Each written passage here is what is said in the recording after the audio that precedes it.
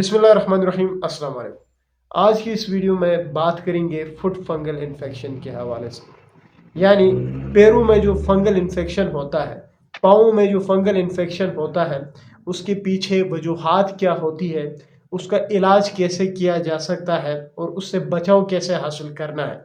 इन सारी चीज़ों के ऊपर आज की इस वीडियो में हम बात करेंगे। जो फुट फंगल इन्फेक्शन होता है उसको समझना कि जी पैरों में जो फंगल इन्फेक्शन है वो हमें कैसे पता चलेगा कि ये फंगल इन्फेक्शन है, तो उसका बड़ा आसान तरीका है। और वो आसान तरीका ये है कि अगर किसी के पाँव की जो तलवे हैं उसमें छिलके उतर रहे हैं, यानी पाँव की जो जिल्द है, जो स्किन है वो उतर रही है, तो इसका मतलब ये है कि आपके पाँव में फंगल इन्फेक्शन हुआ है।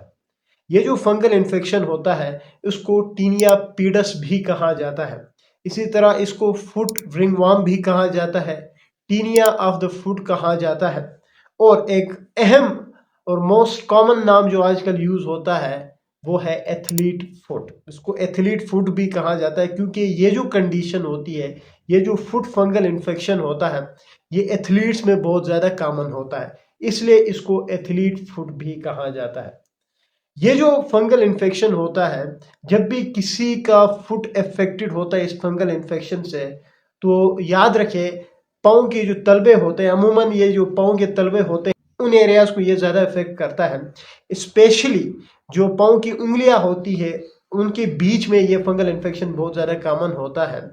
और जब भी ये फंगल इन्फेक्शन होता है, पहली बात तो ये होगी कि उस एरिया में शदीद किस्म की इचिंग होती है, खारिश होती है, साथ ही वो एरिया रेड पड़ जाती है और उस एरिया में स्केलिंग होती है, यानी स्किन उतर जाती है। और जब हम इस तरह के मरीजों को देखते हैं तो उसमें जो स्केलिंग होती है वो बहुत ज़्यादा कॉमन देखने को मिलती है, स्पेशली फिंगर्स के दरमियान, पाँव की उंगलियों के बीच में ये कंडीशन बहुत ज़्यादा डेवलप होती है।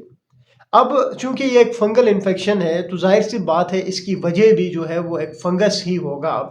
तो कौन सा फंगस जो है वो टीनिया पीडस करता है, फुट फंगल इन्फेक्शन करता है, तो इसमें 3 तरह की स्पीशीज होती है और उन 3 तरह की स्पीशीज में से भी 2 जो है वो बहुत ज़्यादा कॉमनली इसको इफेक्ट कर रही होती है। पहली जो स्पीशी होती है उसको ट्राइकोफाइटॉन कहा जाता है। उसके अलावा जो दूसरी स्पेशी होती है उसको इपीडर्मोफाइटॉन कहा जाता है और जो तीसरी स्पेशी होती है उसको माइक्रोस्पोरम कहा जाता है।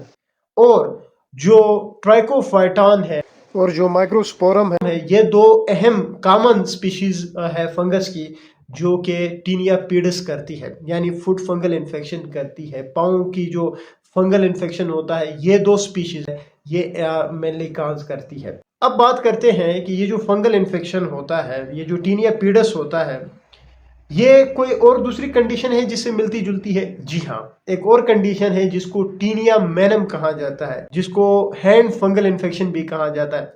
मैंने कहा कि जब फुट फंगल इन्फेक्शन या टीनिया पीडस होता है तो जो स्किन है वो उतर जाती है, जो जिल्द है वो छिलके की तरह उतरती है पाँव के तलवों की। इसी तरह जो टीनिया मैनम होता है उसमें जो है वो हाथ की जो जिल्द है, जो स्किन है वो उतरने लगती है। ये एक अलग कंडीशन है जो कि एक फंगल इन्फेक्शन है। ये हम किसी और वीडियो में बात करेंगे कि टीनिया मैनम क्या होता है, क्योंकि आज हमारा मेन मुद्दा है टीनिया पीडस यानी फुट फंगल इन्फेक्शन। तो इसका इलाज कैसे किया जाता है? जाहिर सी बात है क्योंकि एक फंगल इन्फेक्शन है तो हम इसको ट्रीट करते हैं एंटी फंगल से। एंटी फंगल्स जो है उसमें एंटी फंगल क्रीमी भी आती है, वो भी इस्तेमाल की जा सकती है। एंटी फंगल की टेबलेट्स भी आती है, वो भी इस्तेमाल की जा सकती है। लेकिन याद रखें एंटी फंगल्स का इस्तेमाल करना, यानी एंटी फंगल क्रीमों का इस्तेमाल करना या एंटी फंगल टेबलेट्स का इस्तेमाल करना, ये हल नहीं है इस बीमारी का। क्योंकि जितनी भी फंगल इन्फेक्शंस होते हैं उनमें रिकरेंस रेट बहुत ज़्यादा होता है। अगर एक बार किसी को हो गया, आपने एंटी फंगल्स क्रीमें इस्तेमाल की या आपने एंटी फंगल टेबलेट्स के इस्तेमाल किए, कुछ दिन तक इस्तेमाल करने से ये ठीक हो जाते हैं लेकिन फिर दोबारा आ जाते हैं। याद रहे इसके पीछे क्या वजूहात होती है। तो अगर टीनिया पीडस किसी को है और बार बार हो रहा है तो उसको ये बात समझनी होगी कि ये बार बार क्यों हो रहा है। आपने एंटी फंगल क्रीमें इस्तेमाल की है फिर भी ये बार बार हो रहा है, आपने एंटी फंगल्स की टेबलेट ली है फिर भी ये बार बार हो रहा है, तो क्यों हो रहा है इसको समझना जरूरी है। मैंने पहले ही कहा कि एंटी फंगल्स का इस्तेमाल करना इसका हल नहीं है। याद रखें जब टीनिया पीडस किसी को होता है तो ये जो फंगस होता है, ये जो ट्राइकोफाइटान है, माइकोस्पोरम है, एपिडर्मोफाइटान है, ये जब आपके पाँव को इफेक्ट करता है, आपके पाँव की उंगलियों के बीच में ये हो जाता है या पाँव के तलवों में जब ये होता है, तो जब आप इन एंटीफंगल क्रीमों का इस्तेमाल करते हो या टेबलेट्स का इस्तेमाल करते हो और ऊपर से आप सॉक्स वगैरह पहनते हो और शूज़ का इस्तेमाल करते हो, तो ये जो टीनिया पीडस है ये ख़त्म होने से पहले, जाहिर सी बात है आप जब एंटीफंगल्स लोगे तो एक दिन में तो ठीक नहीं होंगे, इसमें टाइम लगता है, रिकरेंस रेट भी ज़्यादा है और टाइम टेकिंग प्रोसेस भी है, ये टाइम लगता है। तो जब टाइम लगता है तो अब ऐसा मुमकिन तो नहीं है कि आप 24/7 पाँव को आप खुला छोड़ें। आप सॉक्स का भी इस्तेमाल करेंगे, आप जूतों का भी इस्तेमाल करेंगे ठीक होने तक। तो जब आप जूतों का इस्तेमाल करते हैं या सॉक्स का इस्तेमाल करते हैं तो ये जो फंगस होता है ये आपके पाँव से आपके सॉक्स में चला जा सकता है, फिर ये सॉक्स से आपके जूतों में भी जा सकता है। तो जब एक फंगल इन्फेक्शन आपके फुट को इफेक्ट कर रहा है और वहां से फिर ये आपके सॉक्स में जाएगा या फिर आपके जूतों में जाएगा और एक बार आप ठीक हो गए हैं तो ये जो फंगस है, क्योंकि ये ऑलरेडी आपके सॉक्स में था या आपके जूतों में था, तो ये दोबारा फिर आपके पाँव को इफेक्ट कर सकता है और फिर ये इन्फेक्शन दोबारा हो जाता है। तो इसलिए ये जो टीनिया पीडस है जब ये बार बार किसी को होता है तो उसके पीछे ये वजह हो सकती है कि आप सही तरह से ठीक नहीं हुए हैं, फंगस अभी भी आपके पाँव के साथ चिमटा हुआ है, आपने फिर भी सॉक्स के इस्तेमाल किए हैं, फिर भी जूतों का इस्तेमाल किया है, तो वो वहां से ये फंगस दोबारा आपके फुट के ऊपर आ सकता है, पाँव के ऊपर आ सकता है और दोबारा ये टीनिया पीडस कर सकता है। तो ये बार बार अगर किसी को हो रहा है तो इसके पीछे वजह ये है, एक वजह ये है। उसके अलावा वजह ये भी हो सकती है कि अगर किसी को बार बार हो रहा है तो पुअर कंप्लायंस ऑफ ड्रग, कि जो दवाई आप इस्तेमाल कर रहे हैं वो डॉक्टर की हिदायत के मुताबिक इस्तेमाल नहीं कर रहे, जिस तरह से उन्होंने बताया, जो डोज उन्होंने बताए आप उस तरह उसको फॉलो नहीं कर रहे हैं, जिसकी वजह से ये इन्फेक्शन आपको बार बार हो रहा है। तो ये समझना जरूरी कि अगर किसी को फंगल इन्फेक्शन है, टीनिया पीडस है, बार बार हो रहा है, फुट फंगल इन्फेक्शन है, बार बार हो रहा है, तो इसके पीछे ये वजूहात हो सकती है। ट्रीटमेंट की हम बात कर रहे थे तो एंटीफंगल्स की मैंने बात की थी। एंटीफंगल्स में क्रीम की अगर हम बात करते हैं तो बहुत सारी है। क्लोट्रामाजोल की क्रीम है जो कि अगर मैं ब्रांड की बात करूं तो क्लोट्रिम के नाम से आती है, ये मैं क्रीमों की बात कर रहा हूं। इसी तरह फ्लूकोनाजोल की क्रीमें मिलती है, अगर मैं ब्रांड की बात करूं तो ट्रेवोकॉट के नाम से ये आती है। इसी तरह टर्बिनाफिन की क्रीमें मिलती है, अगर मैं ब्रांड की बात करूं तो इसमें टर्बिसिल नाम का जो ब्रांड है वो बहुत ज़्यादा इस्तेमाल होता है। इसी तरह कीटोकोनाजोल जो है उसकी भी क्रीमें मिलती है और जो ब्रांड है वो कोनियज नाम से आता है। तो ये कुछ एक जेनेरिक भी थे और साथ ही उनके मैंने ब्रांड्स भी बताए। किसी कंपनी को हम प्रमोट नहीं कर रहे यहाँ पे, लेकिन ये कुछ एक कंपनीज है, ब्रांड्स है जो कि अच्छा काम कर रही है, तो मैंने इसलिए ब्रांड का नाम भी लिया। तो ये क्रीमें मार्केट में इजीली मिलती है जो कि आप इनमें से कोई भी एक लेके इस्तेमाल कर सकते हैं। पहले जब मैंने एक फंगल इन्फेक्शन के ऊपर वीडियो बनाई थी तो वहाँ पे मुझे बहुत सारे कमेंट्स मौसूल हुए थे कि जी आप तो बहुत सारे एंटी फंगल क्रीमों की बात करें, बहुत सारी एंटी फंगल टेबलेट्स की बात करें, तो हम कौन कौन सी इस्तेमाल करेंगे, क्या सारे इस्तेमाल करें? नहीं, मैंने ये जितने भी नाम लिए हैं आप लोगों की आसानी के लिए लिए कि ये अवेलेबल है, ये यूज़ किए जा सकते हैं, इनमें से कोई भी आप एक इस्तेमाल कर सकते हैं। क्लोट्रामाजोल की इस्तेमाल कर सकते हैं या फिर फ्लूकोनाजोल की इस्तेमाल कर सकते हैं या कीटोकोनाजोल की इस्तेमाल कर सकते हैं, कोई भी एक इस्तेमाल कर सकते हैं।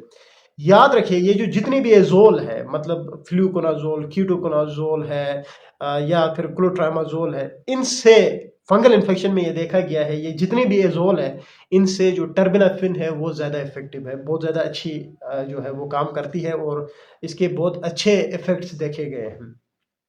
अगर ये जितने भी एंटी फंगल्स क्रीमें हैं, मैंने जितने भी नाम लिए हैं, अगर इनके इस्तेमाल से भी ये ठीक नहीं होता है तो फिर डॉक्टर्स जो है इनकी कम्बिनेशन की तरफ चले जाते हैं। कुछ एक एंटी फंगल्स है जो कि स्टेरॉइड की कम्बिनेशन में मिलती है, वो भी इसमें इस्तेमाल किया जा सकता है। अगर ये इफेक्टिव ना हुआ, अमूमन आपने जितने भी एजोल्स इस्तेमाल किए, जैसे कि कीटोकोनाजोल इस्तेमाल किया, फ्लूकोनाजोल इस्तेमाल किया, क्लोट्रामाजोल इस्तेमाल किया, इससे ठीक नहीं हुआ तो फिर डॉक्टर्स टर्बिनाफिन की तरफ चले जाते हैं और टर्बिनाफिन से भी ठीक ना हो तो फिर कम्बिनेशन में चले जाते हैं। जैसे कि हाइड्रोजोल नाम की एक क्रीम है जो कि क्लोट्रामाजोल और उसमें हाइड्रोकॉर्टिसोन होता है, स्टेरॉइड होता है, वो भी बहुत ज़्यादा इस टीनिया पीडस में इस्तेमाल किया जाता है, इस फुट फंगल इन्फेक्शन में इस्तेमाल किया जाता है।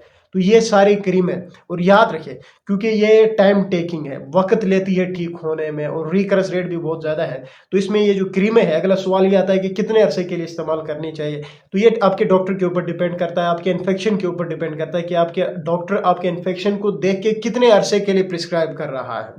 अमूमन 2 हफ्ते के लिए भी इसको यूज़ किया जा सकता है, 3 हफ्ते के लिए भी इसको यूज़ किया जा सकता है और अप टू 6 वीक्स तक इसको इस्तेमाल किया जा सकता है।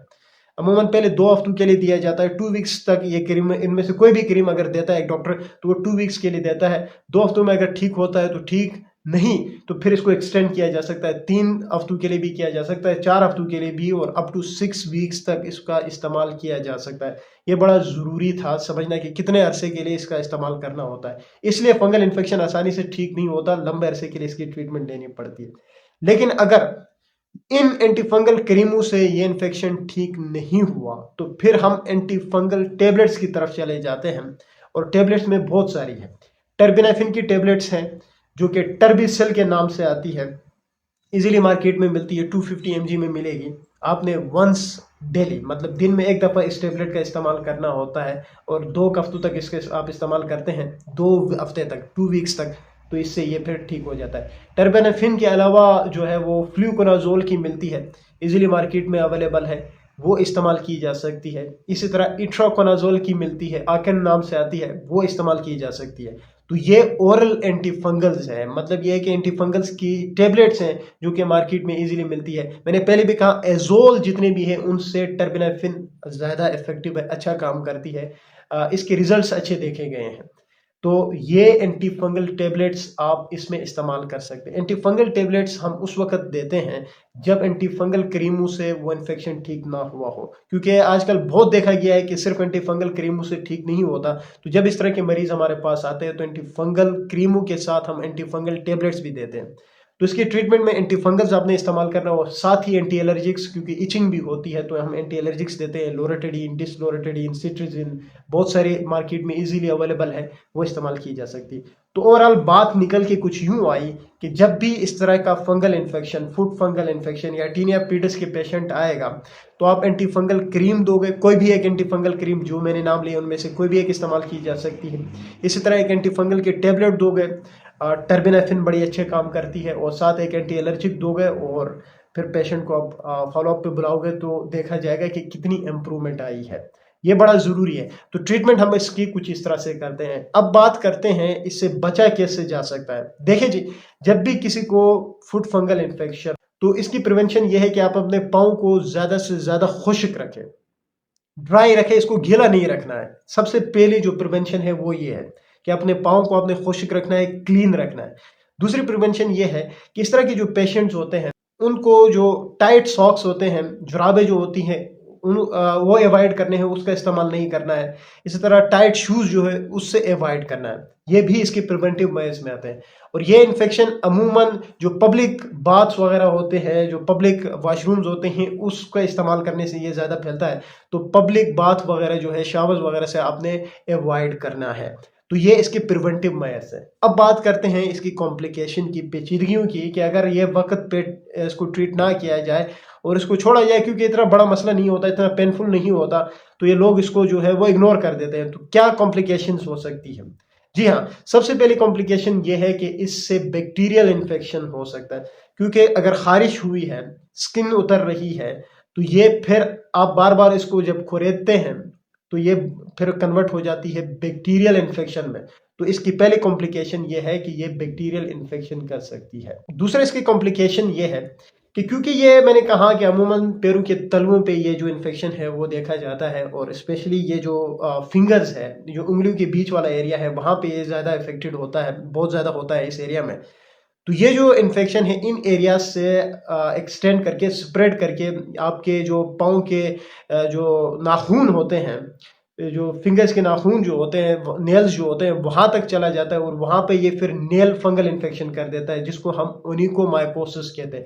तो मतलब एक फंगल इन्फेक्शन था पहले, टीनिया पीडस था, उससे ये फिर ओनिकोमाइकोसिस में भी कन्वर्ट हो सकता है। तो दूसरा इसकी जो कॉम्प्लिकेशन है वो है ओनिकोमाइकोसिस। तीसरी इसकी कॉम्प्लिकेशन ये है कि इस फंगल इन्फेक्शन में इचिंग ज़्यादा होती है, तो जब बार बार जो है वो खुरेदा जाता है तो उससे क्या होता है कि ये फिर स्क्रैच रिफ्लेक्स को जो है वो इनिशिएट करता है। जब स्क्रैच रिफ्लेक्स इनिशिएट होता है तो उसमें क्या होता है कि आपका मन करता है कि बार बार जो है खारिश ज़्यादा होती है तो बार बार खुजाना चाहिए। उससे क्या हो जाता है कि इतनी शदीद वो लोग जो है आदी बन जाते हैं कि इतनी शदीद उसमें जो है वो खुरेदना स्टार्ट कर देते हैं, खारिश करना स्टार्ट कर देते हैं। उससे फिर ओपन वूंड भी डेवलप हो सकता है। मतलब आप खुद सोचिए कि इचिंग से बैक्टीरियल इन्फेक्शन हो सकता है और साथ ही ओपन वूंड तक हो सकता है, जो कि ये रियरली देखा जाता है लेकिन पॉसिबल है, ये एक इसकी कॉम्प्लिकेशन है। तो ये सारे अहम बातें थी फुट फंगल इन्फेक्शन के हवाले से, जिसको टीनिया पीडस भी कहा जाता है और फुट रिंगवॉर्म भी कहा जाता है। इसका इलाज कैसे किया जाता है, वजूहात क्या होती है, कौन सी फंगस इसमें इन्वॉल्व होती है, इससे बचा कैसे जा सकता है, इसके क्या कॉम्प्लिकेशन हो सकते हैं, इन सारी चीज़ों के ऊपर आज की इस वीडियो में बात की है। उम्मीद है वीडियो आप लोगों को अच्छी लगेगी। Thank you.